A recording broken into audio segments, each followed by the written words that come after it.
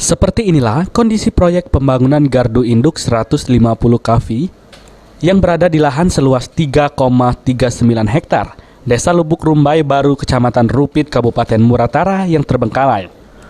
Pembangunan yang sudah dimulai sejak Februari 2018 hingga saat ini belum juga terrealisasi, sehingga membuat kondisi bangunan tidak terurus. Berdasarkan informasi yang diperoleh PAL TV, terbengkalainya pembangunan gardu induk ini setelah trafo gardu induk tersebut terbakar. Warga yang ada di desa tempat gardu tersebut cukup menyayangkan kondisi gardu yang kini terbengkalai, dikarenakan mereka tidak bisa menikmati listrik dengan baik seperti warga lainnya. Ini gardu listrik yang belum dibangun itu, Pak? Ya, menurut saya sih sangat disayangkan sekali. Ngapa? Kalau ada gardu induk sendiri di Muratara ini, mungkin desa-desa yang belum teraliri listrik itu mungkin dapat dialiri listrik lah, pokoknya begitu, Pak.